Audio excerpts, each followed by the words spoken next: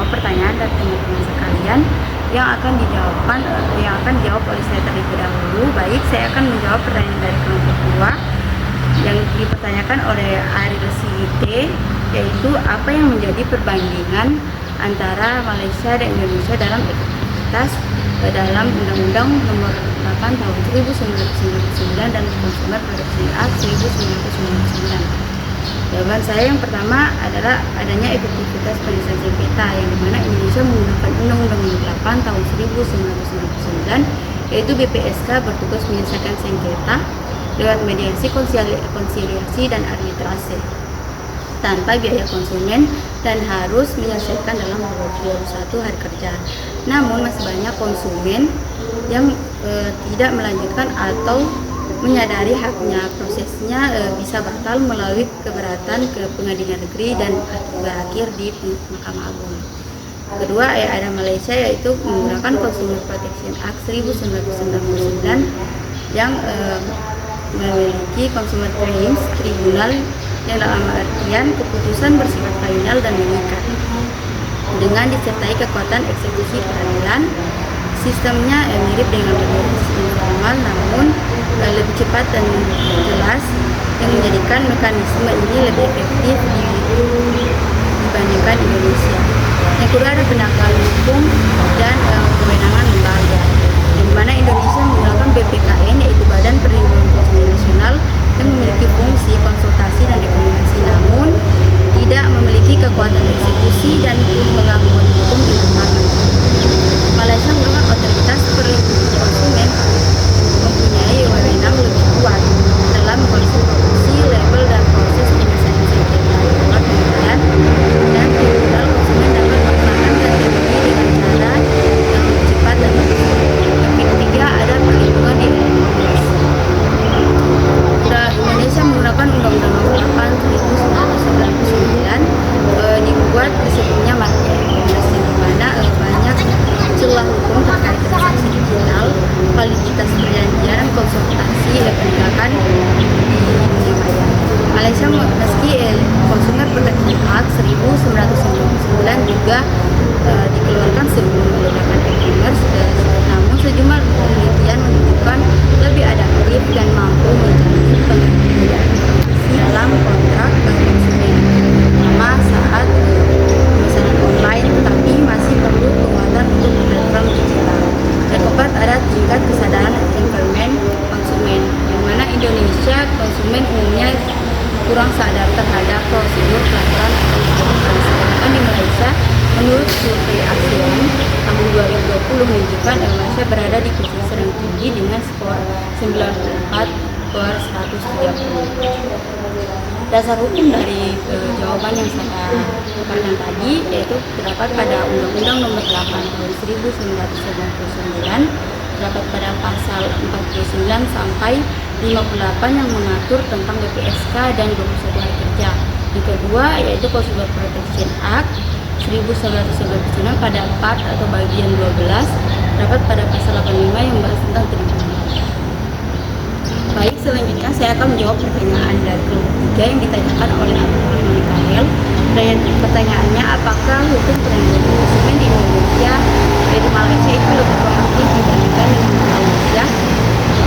Jadi jawaban saya tentu saja, karena ada beberapa alasan yang menjadikan Malaysia lebih proaktif daripada Indonesia. Pertama, yaitu mekanisme penyelesaian aktif dan beragam seperti tribunal dan smart claims. Yang kedua, ada keberanian hukum secara keberlanjutan, yaitu amandemen Consumer Protection Act 1999. Yang ketiga, yaitu fokus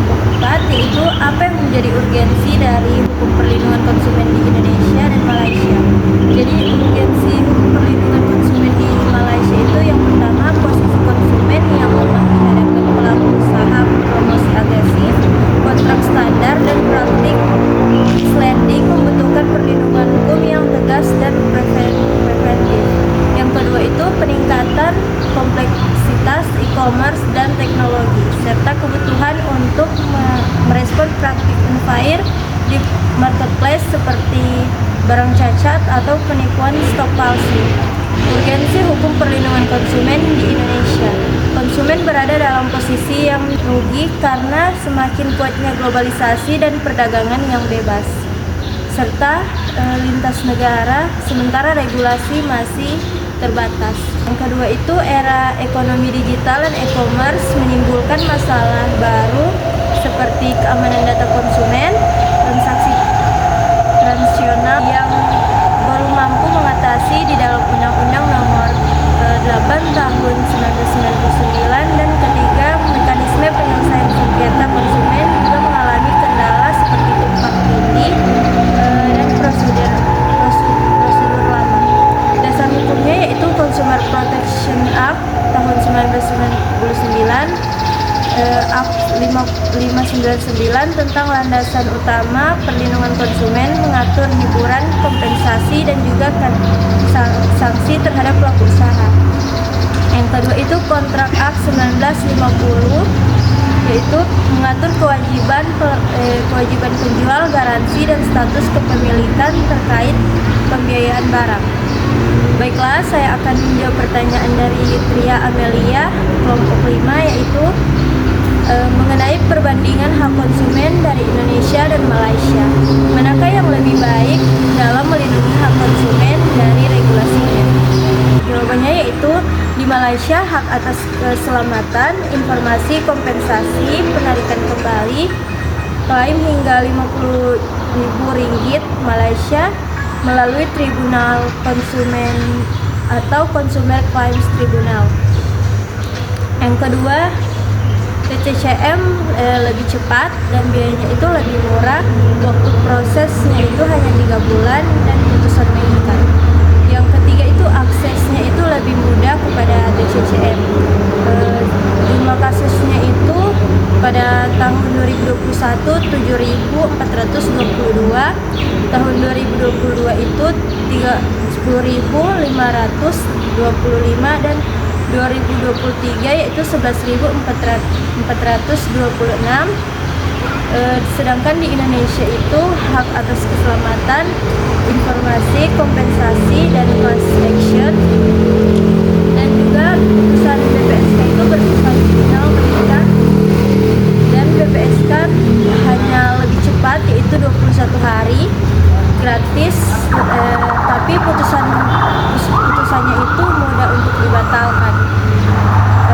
Yang ketiga itu putusannya itu banyak dibatalkan dan aksesnya itu terbatas.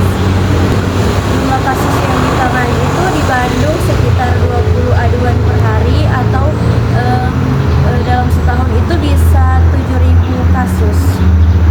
Dasar hukumnya itu Undang-Undang Nomor 8 Tahun 1999 tentang perlindungan konsumen, pasal 4 tentang hak konsumen, dan pasal 52 sampai 58 yaitu tentang BPSK.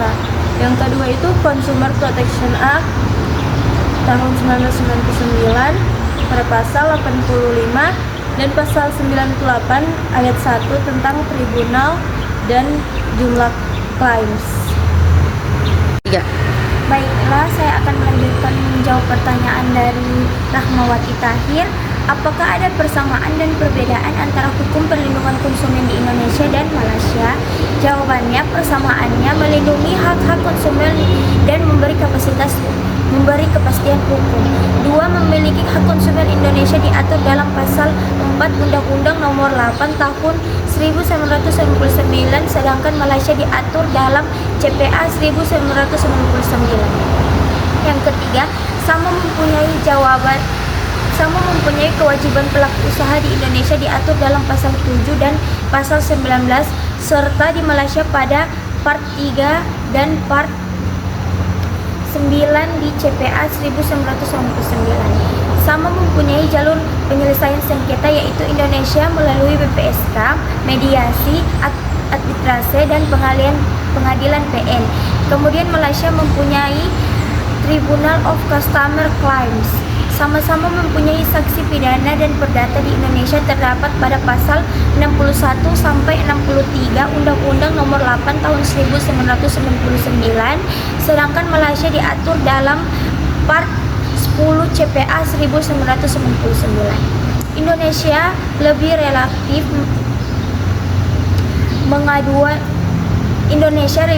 menunggu pengaduan, sedangkan Malaysia lebih proaktif. Terdapat pengawasan dan tindakan administratif. Di Indonesia, UPK relatif belum banyak diamandemen, sedangkan di Malaysia CPA sudah diamandemen berapa kali pada tahun 2002, 2007, 2010, 2019 untuk menyesuaikan zaman. Di Indonesia dilakukan oleh YLKI dan Kementerian Perdagangan Malaysia di bawah Kementerian Perdagangan Dalam Negeri dan Kosaran. Dasar hukum yang pertama, Undang-Undang Nomor 8 Tahun 1999 tentang Perlindungan Konsumen pada pasal 47, 19 dan 61-63. Sedangkan Malaysia Customer Protection Act pada part 2912.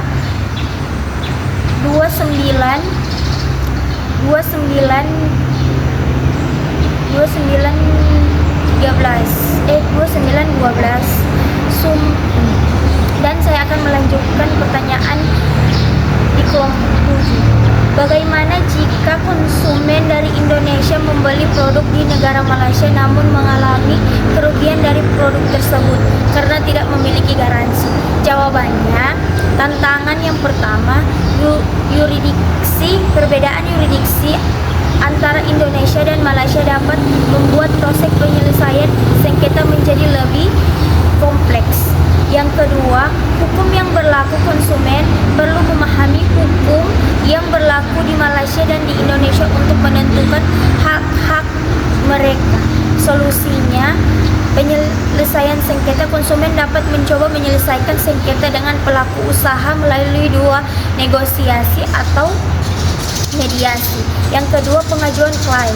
Konsumen dapat mengajukan klaim kepada pelaku usaha atau lembaga perlindungan konsumen di Malaysia atau Indonesia. Dasar hukumnya, yang pertama, Indonesia Undang-Undang Nomor 8 Tahun 1999 tentang Perlindungan Konsumen.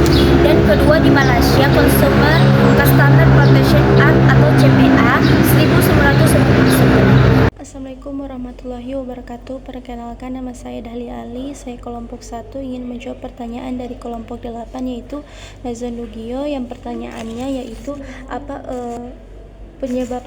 penyebabnya dari keluarnya CPA 1999 dari Malaysia. Jawabannya yaitu ketidakadaan undang-undang khusus yang sebelum CPA 1999 tidak ada satupun undang-undang khusus yang secara komprehensif melindungi prosedur pada hukum kontrak dan syut, yaitu pembuatan melawan hukum yang bersyarat umum seperti kontrak aksi 1957, baru Sale of Goods dia 1957, baru Truth Law yaitu Netherlands. Baru yang kedua,